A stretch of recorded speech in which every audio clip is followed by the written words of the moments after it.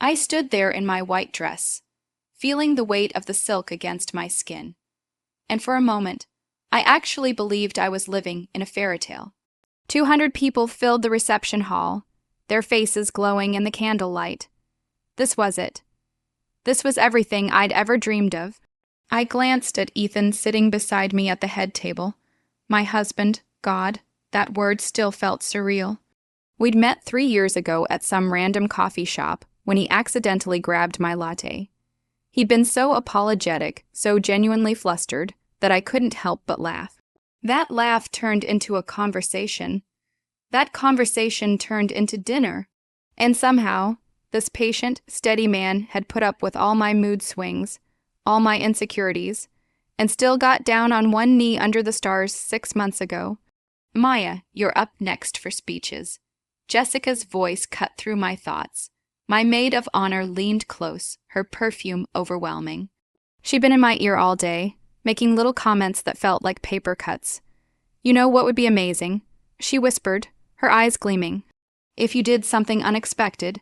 Everyone's been so serious. Remember Brandon's wedding? His bride totally roasted him, and it was hilarious. I don't know, Jess. I already prepared something. Boring weddings are so forgettable, Maya. Don't you want people to remember yours? I looked around the room. Everyone was watching me, waiting. My heart started pounding. I'd written this whole heartfelt speech about how Ethan saved me, how he made me believe in love, how grateful I was. But suddenly it felt so ordinary. I caught Jessica's expectant smile, and something inside me twisted. I stood up, microphone in hand. So, everyone's been saying such beautiful things tonight. I started, my voice shaking slightly. But I think we should keep it real, right? A few people laughed nervously. Ethan looked up at me, his eyes soft and trusting. That look should have stopped me. It didn't. I mean, let's be honest, Ethan's not exactly a bad boy. I said, forcing a laugh. I definitely didn't marry him for the excitement. But hey, stability is sexy, right? Some people chuckled. Jessica was grinning. I felt this sick rush of adrenaline. I basically settled for stability. Could have held out for a guy with a motorcycle, but instead, I got a guy with a retirement plan. I paused, then delivered the line that would haunt me forever. At least he has a good job, even if he's boring in bed. The room went completely silent. I looked down at Ethan. His face had gone from confused to hurt in seconds, then just blank, empty. He stared at me like he'd never seen me before. Ethan, I started, suddenly realizing what I'd done. He stood up slowly. His hands were shaking. Without a word, he pulled off his wedding ring, the ring I'd slipped on his finger just 4 hours ago, and placed it carefully on the table in front of me. The small clink of metal on wood was the loudest sound I'd ever heard. Then he walked out. Ethan, wait.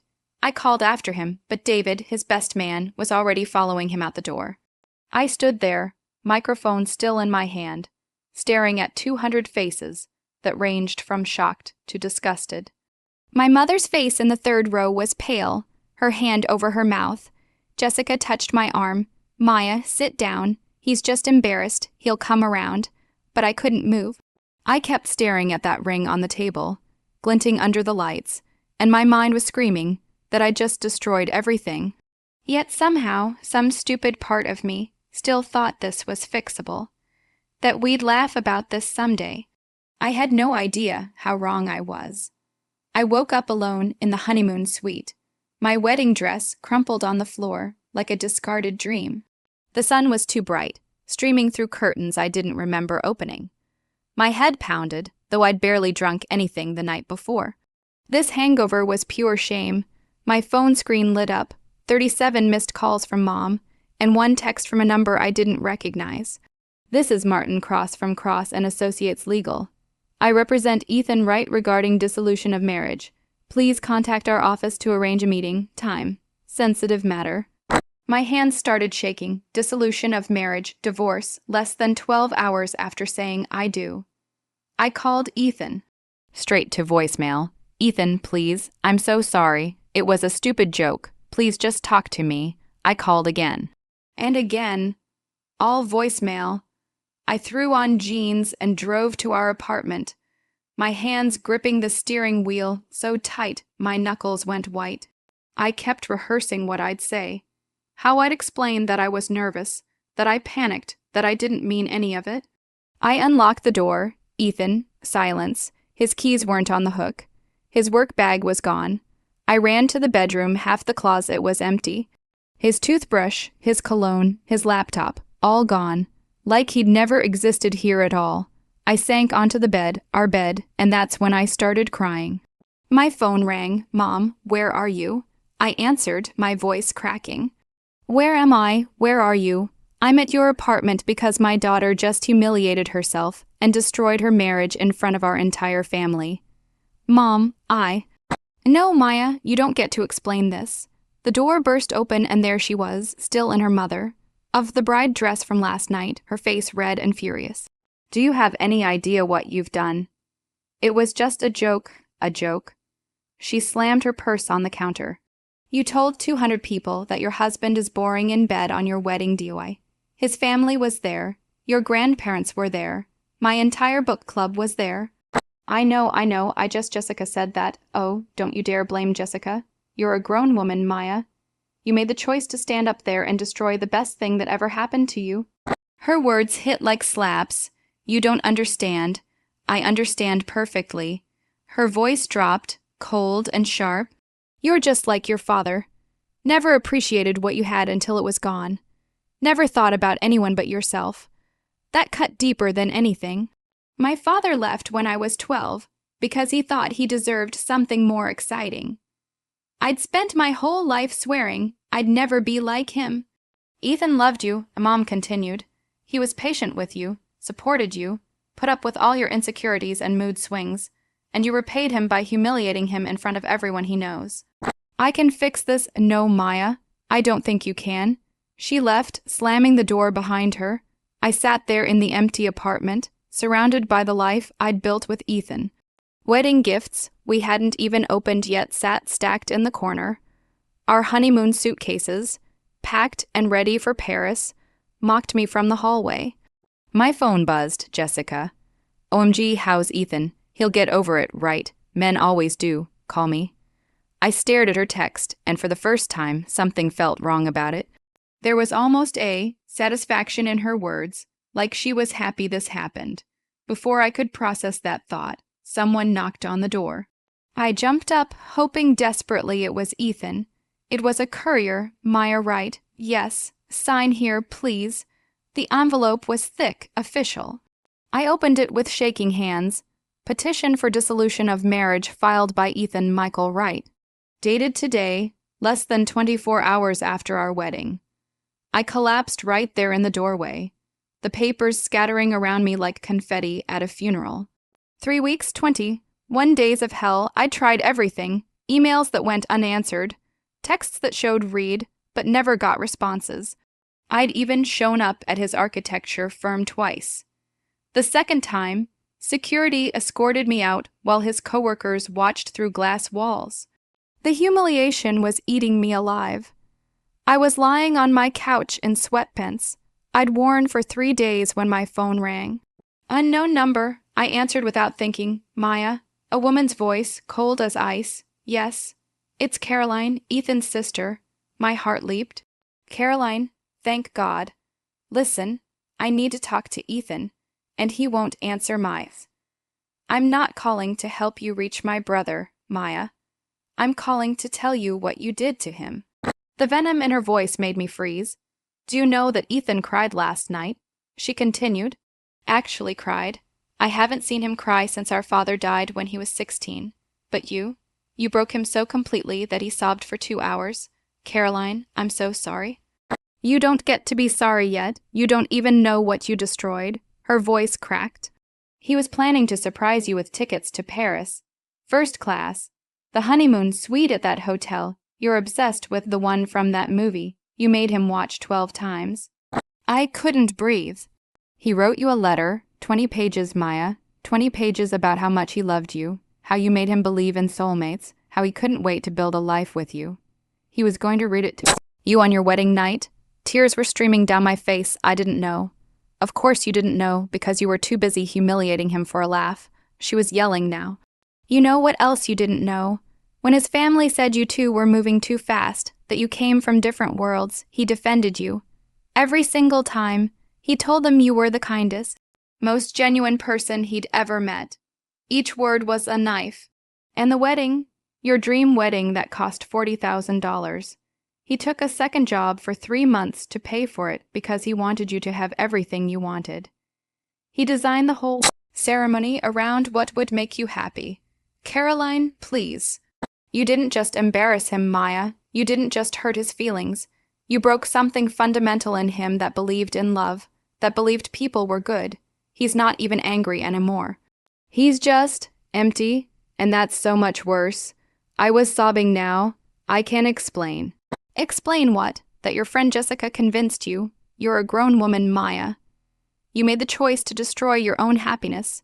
You stood up in front of everyone who loved you both and chose cruelty over kindness. I want to fix this. There's nothing to fix. It's done, and I need you to understand something. You're not the victim here. Stop acting like you are. Stop texting him, stop emailing him, stop showing up at his work. Let him heal. You've done enough damage. She hung up. I sat there, phone pressed to my ear even though the line was dead, and finally let myself break down completely. Not pretty crying, ugly gut. Wrenching sobs that made me sick to my stomach. I pulled up Instagram torture style and looked at our wedding photos. The photographer had posted them. There I was, beautiful and white, Ethan looking at me like I hung the moon. The comments section was brutal. She doesn't deserve him. Imagine humiliating your husband on your wedding day. Narcissist behavior. Ethan dodged a bullet. Hope he finds someone who actually appreciates him. Even my friends were turning on me. Sarah had unfollowed me. Marcus had posted a vague status about toxic people showing their true colors. At work, people literally stopped talking when I walked into the break room. I become the villain in my own love story, and the worst part was they were right to hate me. I looked at Ethan's face in those photos, so full of love and hope, and realized I'd killed that. I'd taken something pure and beautiful and destroyed it for absolutely nothing. Caroline's words echoed, you broke something in him that believed in love. And I had no idea how to live with that. I wasn't supposed to be at this party, Sarah's birthday. She'd uninvited me via text 3 days after the wedding, but I saw the Instagram stories. The restaurant, the time, the hashtag. I told myself I just wanted to apologize to her in person, but that was a lie. I was hoping Ethan might be there. He was. I saw him the second I walked in, and everything in me froze. 2 months had passed, and he looked different. Thinner, like he hadn't been eating enough, but also stronger somehow, more confident. He was laughing at something someone said, his head thrown back, genuinely amused. There was a woman standing next to him, close, too close. My heart dropped into my stomach. Maya. David's voice behind me, firm but not cruel. What are you doing here? I turned to face Ethan's best man. I just wanted to. You need to leave. David, please. I just want to talk to him for 1 minute. No. He put his hand on my arm, gentle but insistent, steering me back toward the exit. This isn't the place, and honestly, Maya, I'm not sure there is a place anymore. Is he with her? I hated how my voice cracked. David glanced back at Ethan and the woman. That's not your business anymore. Please, David, just tell me how he is, please. He sighed, and for a moment I saw pity in his eyes. We were friends once, before I destroyed everything. He got promoted, David finally said. Lead architect Mr. Harrison was so impressed with that museum project Ethan's been working on that he fast-tracked him, youngest lead architect in the firm's history. I felt sick. That's great. Yeah. He threw himself into work after everything. He's been healing, Maya. He's getting better. And her. I couldn't help asking. He's better off, David said quietly. I'm sorry, but it's true. He's better off without you. The words crushed me, but I couldn't even argue. Before David could lead me outside, Ethan saw me. Our eyes met across the room, just for a second, maybe 2. I expected anger, or hurt, or something, but there was nothing. He looked at me the way you'd look at a stranger on the subway, with complete emptiness. No recognition, no emotion at all. That hurt more than if he'd yelled at me. Then he turned back to his conversation, and I was dismissed. Erased, David walked me to my car. Take care of yourself, Maya. I drove home on autopilot, my hands shaking on the wheel. When I got to my apartment, I did something pathetic. I opened our old text messages, scrolling up months and months back. Every "I love you," every "can't wait to see you," every "you make me so happy." One message gutted me. "I can't believe I get to marry you. Sometimes I think I'm dreaming. You're everything I never knew I needed. I'm going to spend the rest of my life making you happy. Promise." He'd sent that a week before the wedding. I'd destroyed him, taken this man who loved me unconditionally, and humiliated him in front of everyone he knew. For what? A cheap laugh to impress Jessica. I pulled up her number, stared at it for a long moment, then blocked it. She'd been poisoning me for years, every relationship I had. She'd find something wrong with it. Every achievement, she'd downplay it. Every time I was happy, she'd plant seeds of doubt. And I'd let her because I thought she was my friend. But she wasn't. She was jealous, and I'd drunk her poison willingly. But blaming Jessica didn't change what I did. I made the choice. I stood up with that microphone. I said those words. I'd had everything a man who loved me, a future planned out, a partnership built on trust. And I threw it all away because I was too insecure to believe I deserved it. I curled up on my couch, clutching my phone, and let myself cry until I couldn't anymore. Ethan was my person. The one, and I destroyed us for absolutely nothing. That woman at the party, standing close to him, making him laugh, she'd get what I threw away. She'd get his love, his loyalty, his patience. She'd get the life I was supposed to have, and I had no one to blame but myself. I lost my job on a Tuesday. "Maya, this isn't working out," my manager said, barely making eye contact. "You've missed 3 deadlines this month. You've been late 9 times. Your work quality has declined significantly." "I'm sorry, I've just been going through personal issues. Yes, we're aware." The pity in her voice made it worse. "We're letting you go. HR will walk you out. 3 months since the wedding. 3 months of falling apart in slow motion. I missed deadlines because I couldn't focus. I'd sit at my computer, staring at the screen, but all I could see was Ethan's face when I humiliated him. I was late because I couldn't sleep, and when I finally did sleep, I had nightmares. My work quality declined because I was spending half my day crying in the bathroom. Now I had no job and no way to pay rent. Your lease is up next month. My landlord told me over the phone that Friday. "Are you renewing?" I need to think about it. Maya, I need to know now. I have other interested tenants. I looked around the apartment I'd shared with Ethan. Every corner held memories. The kitchen where he'd make me coffee every morning. The couch where we'd binge, watch shows. The bedroom where he'd hold me when I had nightmares. I couldn't afford it alone. I couldn't even afford it with a job. Honestly, Ethan had been paying most of the rent. "I'm not renewing," I heard myself say. 2 weeks later, I was moving back in with my mother, at 26. A complete failure. Mom didn't say "I told you so," but she didn't have to. It was in every look, every sigh, every time she passed my old childhood bedroom where I was now living again. I spent my days scrolling through Ethan's Instagram on a fake account I'd created because he'd blocked my real one. Pathetic, I know, but I couldn't stop. He was traveling, hiking in Colorado, visiting art galleries in Chicago. He looked happy, really, genuinely happy.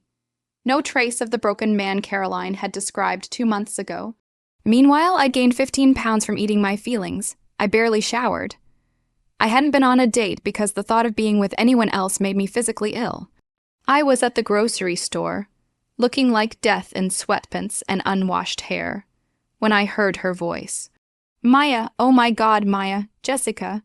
Perfect makeup, designer workout clothes, looking like an Instagram filter come to life." "Hey, Jess," I said flatly. "I've been trying to reach you. Why'd you block me?" She grabbed a kombucha from the refrigerated section, completely oblivious to the fact that I clearly wanted to disappear. "So, how's everything going with Ethan? He come around yet?" I stared at her. "Are you serious right now?" "What? I'm just asking. Men always overreact to." "He divorced me, Jessica. We're done. It's been done." Oh, she actually looked pleased. Well, honestly, it's probably for the best. You two weren't really suited anyway. You would have gotten bored eventually. Something inside me snapped. You did this, I said quietly. What? You pushed me to humiliate him. You've been trying to sabotage my happiness for years because you couldn't stand that I had something real. Her face went red. That's not fair, Maya.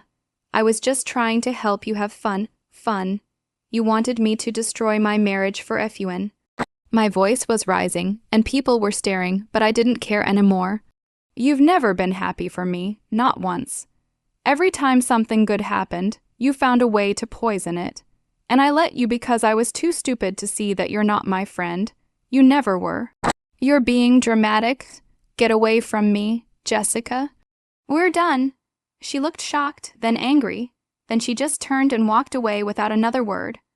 I stood there in the frozen food aisle, shaking, feeling this weird rush of satisfaction. For about 5 minutes, I felt powerful, like I'd finally stood up for myself. Then the satisfaction drained away, and I just felt empty again. Blaming Jessica didn't change anything. She didn't force me to stand up at that reception. She didn't put those words in my mouth. I made the choice, I said them. I destroyed my own happiness, and no amount of blaming her would fix that. I left my grocery cart right there in the middle of the aisle and walked out to my car. I sat in the driver's seat and stared at nothing. I'd lost everything. My husband, my job, my apartment, my friends, my self-respect, and the worst part, I deserved all of it. Maya, we need to talk. Mom stood in my doorway with that look. The one that said she was done watching me destroy myself. I'd been living with her for 4 months, and I'd barely left the house except for job interviews that went nowhere. I'm fine, Mom. No, you're not. And I'm not enabling this anymore. She sat on my bed, her voice gentle but firm. You need professional help, sweetheart. I don't need. Yes, you do. And I found you a therapist, Dr. Sophie Chen. She's excellent. I've already made you an appointment for Thursday. I wanted to argue, but what was the point? She was right. I was drowning, and I didn't know how to swim anymore. Thursday came. I sat in Dr. Sophie Chen's office, a space that smelled like lavender and looked like someone's cozy living room. She was younger than I expected, maybe 40, with kind eyes and a calm presence that didn't feel judgmental. Tell me why you're here, Maya, she said, and I did. I told her everything. But as I talked, I realized I was painting myself as the victim. Poor Maya, influenced by her toxic friend. Poor Maya, who made one little mistake. Poor Maya, whose husband overreacted. Sophie listened patiently, taking notes, nodding occasionally. When I finished, she set down her pen. Can I ask you a question? Sure. If someone publicly humiliated you in front of everyone you loved on what was supposed to be the most special day of your life, would you forgive them? The question hit me like a punch. I don't know. Think about it. Really think about it. Your wedding day. Someone you trust stands up and tells 200 people that you're boring in bed, that they settled for you, that you're not exciting enough. How would you feel? My throat closed up. I'd be devastated. Would you forgive them? I don't know if I could. Then why do you expect Ethan to? I couldn't answer. Tears started rolling down my face. Here's what I want you to do, Sophie said, pulling out a piece of paper. Write down everything you said that night. Everything you know hurt him. Be specific. Be honest. My hands shook as I wrote every cruel word, every joke at his expense, every moment of humiliation I'd put him through. When I finished, Sophie took the paper. Now I want you to read it out loud, but this time imagine someone is saying these words about you. I can't. Yes, you can. This is important. So I did. I read every horrible thing I'd said, but in my mind, I heard someone saying it about me. With each sentence, I felt smaller, more worthless, more humiliated. By the time I finished, I was sobbing so hard I could barely breathe. That's what you did to him, Sophie said quietly. In front of his family, his friends, his coworkers. On the day he thought was the beginning of your forever. I know. I choked out. I know, and I can't take it back. No, you can't. But you can understand why you did it. Over the next hour, Sophie walked me through my patterns, the insecurity that made me need constant validation, the fear of abandonment that made me push people away before they could leave me, the self-sabotage that destroyed good things because I didn't believe I deserved them. You used humor as a weapon, she explained. You pushed Ethan away before he could see your flaws and leave you first. It's a defense mechanism, Maya, but that doesn't excuse what you did. I loved him. I whispered. I believe you did. But love without respect, without trust, without kindness, that's not enough. And you didn't respect him enough to protect him when it mattered most. For the first time since the wedding, I took full responsibility, not Jessica's fault, not my insecurities' fault, mine. I made the choice. I said the words. I destroyed us. What do I do now? I asked. You do the work. You figure out why you sabotage yourself. You learn how to be someone you can live with, not for Ethan. He's gone, Maya, and you need to accept that, but for yourself. So you never do this to yourself or anyone else again. I left that session feeling raw and broken, but also strangely lighter, like I'd finally stopped running from the truth. I had a long way to go, but at least now I knew where to start. Sophie gave me homework for our 6th session. Write Ethan a letter. You're not going to send it. She clarified, this is for you. To process your feelings, to articulate what you've learned, to find closure. But Maya, this letter stays with you. It's not about getting him back. 6 months had passed since the wedding. 6 months of therapy, of facing myself, of slowly, painfully, learning to live with what I'd done. I sat at my mother's kitchen table with a notebook and pen, and I started writing. Dear Ethan, I don't expect you to ever read this. I don't expect forgiveness. I don't expect anything, really, except to finally be honest with you and with myself. I'm sorry. Those words feel inadequate, but they're all I have. I'm sorry for humiliating you. I'm sorry for breaking your trust. I'm sorry for destroying the most beautiful thing that ever happened to me. I need you to know why I did it, even though it doesn't excuse anything. I was terrified. Terrified that you'd wake up one day and realize I wasn't enough. That I was too ordinary, too damaged, too much work. Your steadiness scared me because I kept waiting for the other shoe to drop. When I stood up to make that speech, I panicked. Jessica was in my ear all day, making me feel like I needed to be funny, to be memorable. But that's not really why I did it. I did it because I thought if I showed everyone showed you that I wasn't taking marriage too seriously, then it wouldn't hurt as much when you eventually left me. I sabotaged us because I was terrified of being vulnerable, of letting you see all of me and having you decide I wasn't worth it. So I hurt you first. I pushed you away before you could leave. I know now that you never would have left. You loved me unconditionally, and I threw that away. I'm in therapy now. I've cut Jessica out of my life. I'm working on understanding why I destroy good things, why I don't believe I deserve happiness. It's hard work, and most days I feel like I'm failing, but I'm trying. I don't expect you to take me back. I don't deserve that. You deserve someone who will treasure you, who will protect you, who will never make you doubt how loved you are. I couldn't be that person. Then maybe I'm learning how to be that person now, but it's too late for us. I hope you're happy. I really do. I hope you found someone who appreciates all the things about you that I took for granted. I hope you've healed from what I did. I hope you believe in love again. Thank you for teaching me what real love looks like. I just wish I'd learned it while I still had you. I'm sorry. Ethan, for everything. Meyer, I folded the letter carefully and put it in a box with our wedding photos and the veil I'd worn that day.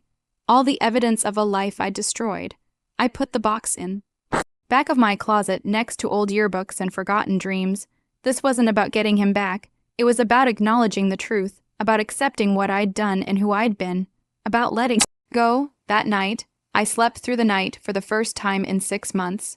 No nightmares. No waking up at 3 a.m. replaying that moment over and over. The letter stayed in the box, unsent, but somehow, writing it had set something free in me. I couldn't change the past, but maybe finally I could start moving forward.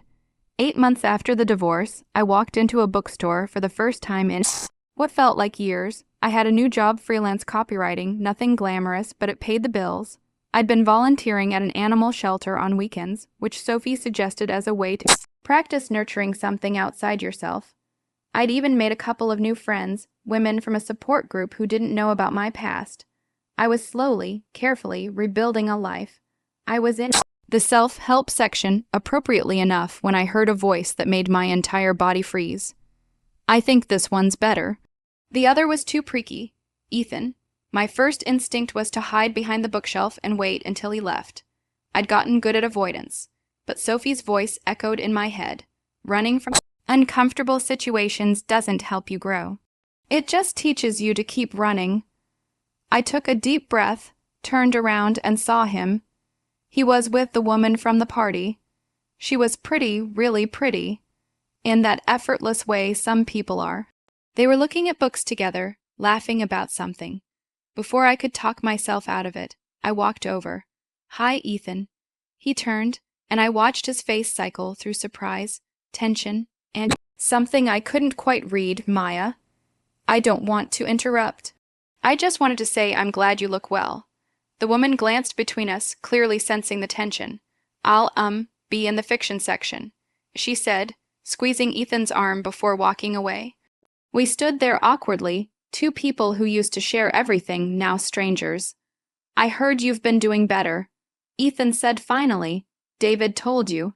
"He mentioned it, said you've been in therapy, working on yourself."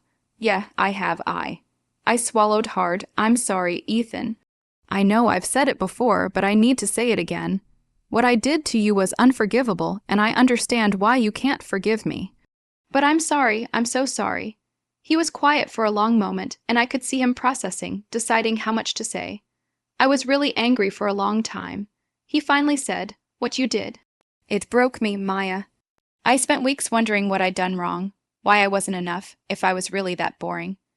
Tears formed in my eyes. "You weren't, but then," he continued, "I realized it wasn't about me. It was about you, your insecurities, your fears, and as much as it hurt, I had to let it go. I had to move on. I'm glad you did. Genuinely, you deserve to be happy." He studied my face like he was looking for something. "Are you happy?" "I'm working on it, learning to be okay with myself. It's hard, but I'm trying." "That's good. That's really good." He paused. "I hope you find happiness, Maya. Real happiness. The kind that doesn't depend on someone else or on what other people think." It wasn't forgiveness, but it wasn't hatred either. It was closure. "Thank you," I whispered, "for everything you taught me, even if I learned it too late."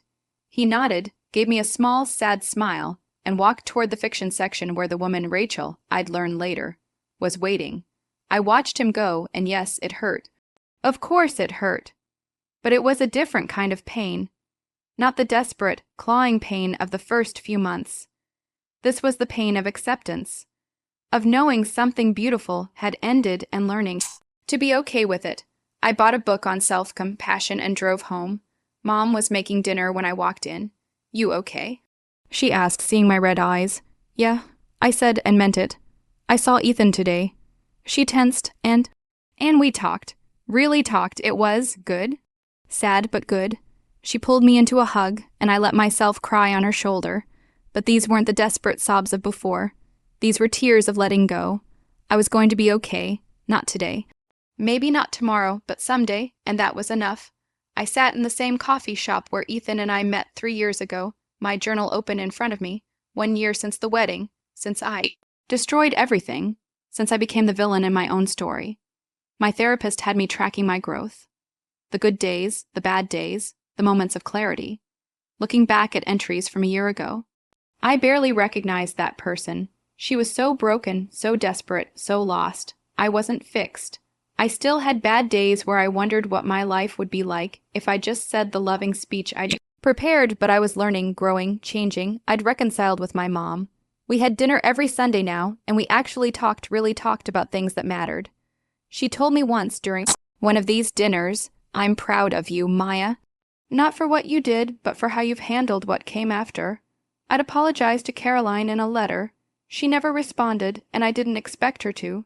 Some bridges stay burned, and I had to. Except that I'd been on a few dates over the past few months. Nothing serious. One guy was nice enough, but I wasn't ready. I was learning that being alone wasn't the worst thing. I was learning to like my own company, which was something I'd never done before. I'd started volunteering at a women's support group, talking about self-sabotage and toxic friendships. Helping other people recognize the patterns I'd fallen into was surprisingly healing. Last week, a woman came up to me after a session and said, "Your story saved me." I was about to make the same mistake with my partner. That meant more to me than she could ever know. My phone buzzed, a text from David. Hey? Running into you at the grocery store last week was good. Coffee sometime. We've been slowly rebuilding our friendship. It would never be what it was, but it was something. I texted back, I'd like that. As I closed my journal, I saw a couple at the counter. Young in love, laughing at some private joke. A year ago, that would have destroyed me. Made me spiral into regret and what-ifs. Today, I smiled. I was genuinely happy for them. I ran into David last week at that grocery store, actually. He'd told me, casual but significant, Ethan got engaged. To Rachel, it stung. Of course it stung. But I didn't break down. I didn't stalk their social media. I didn't spiral. I said, I'm happy for him. Really? David looked surprised. You're different, Maya. In a good way, I'm trying to be. Now, sitting in this coffee shop with my journal and my coffee and my hard one piece, I thought about the girl who stood at that altar a year ago. So desperate for approval, so insecure, so terrified of vulnerability that she destroyed her own happiness. I'll always carry what I did to Ethan. That weight doesn't go away, but I'm learning to carry it without letting it crush me. I made an unforgivable mistake. I lost everything. My husband, my home, my job, my friends, my self-respect. But in losing everything, I found something I've been missing my whole life. I found myself, not the self I thought I should be, not the self Jessica wanted me to be, not the self that needed constant validation, just me, flawed and broken and working every day to be better. I packed up my journal and walked out into the sunshine. I had a client call in an hour. Then I was meeting my new friend Sarah, different Sarah, for lunch, then volunteering at the shelter. I had a life, not the life I'd planned, not the fairy tale I'd imagined, but a life I'd built myself from the ground up on a foundation that wouldn't crumble. And for the first time in as long as I could remember, that felt like enough. I'm sitting on a park bench, watching couples walk by hand in hand, and I'm not bitter anymore. It's been 14 months since the wedding. 14 months since I destroyed the best thing that ever happened to me. 14 months of learning to live with what I'd done. A young couple passes by, the woman laughing at something the man whispered. He looks at her the way Ethan used to look at me, like she hung the moon and stars. She doesn't seem to notice or appreciate it, too busy checking her phone. I want to run after her and shake her, tell her to look up, tell her to see what she has before it's too late. But I don't, because that's not my place. We all have to learn our own lessons, no matter how much they cost, and mine cost me everything. But here's what I've learned, what I paid the price of a marriage and a future to understand. Real love isn't exciting or dramatic. It's quiet and steady and patient. It's someone making you coffee every morning and listening to your bad day and holding you when you're scared. It's everything Ethan was that I couldn't appreciate because I was too busy looking for the Hollywood version. I've learned that the people who push you to be cruel aren't your friends. That insecurity will make you destroy the very things that could heal you. That words once spoken can never be unsaid, and some damage can never be repaired. I've learned that humiliation isn't a joke when you're the one making someone feel small. That there's no such thing as just joking when you're hurting someone you claim to love. Most importantly, I've learned that I'm responsible for my choices. Not Jessica, not my insecurities, not my fear, me. I stood up with that microphone. I said those words. I destroyed us. I'll never get Ethan back. I don't deserve to. He's engaged now, building a life with someone who will probably appreciate all the things I took for granted. Someone who won't humiliate him for a laugh. Someone who won't let her toxic friend poison her mind. Someone better than I was. But if I ever get another chance at love someday with someone new, I'll know what to protect. I'll know how to cherish it. I'll know that real love is rare and precious and deserves to be guarded, not mocked. I stand up from the bench and start walking home. The sun is setting, painting the sky in shades of pink and gold. It's beautiful, and for once, I let myself just enjoy it without thinking about what I've lost. I'll always be the woman who destroyed her own wedding. That's part of my story now, written in permanent ink. But I don't have to be that woman forever. Redemption isn't about being forgiven by the people you hurt. Some people can't forgive you, and they shouldn't have to. Redemption is about learning from your mistakes and never making them again. It's about becoming someone who would never hurt another person the way you once did. It's about living with your regrets without letting them define your entire existence. As I walk, I whisper to the wind, Words I've said 1,000 times in therapy, but never out loud in the world. I'm sorry, Ethan. Thank you for teaching me what love looks like, even if I learned it too late. The wind carries my words away, and I let them go. I lost everything. My husband, my home, my future, my fairy tale. But I found something I've been missing my whole life, myself. The real me, underneath all the insecurity and fear and need for validation. She's not perfect. She's still learning. She still has bad days and moments of weakness, but she's mine, and I'm learning to be okay with her. Is it a happy ending? No. I don't get the guy. I don't get the life I planned. I don't get forgiveness or redemption in anyone's eyes but my own. But it's an honest ending, and sometimes that has to be enough. I walk toward home, carrying both my regret and my heart. One wisdom, and I'm at peace. Not happy, not yet, but at peace, and for someone like me, that's everything. The end.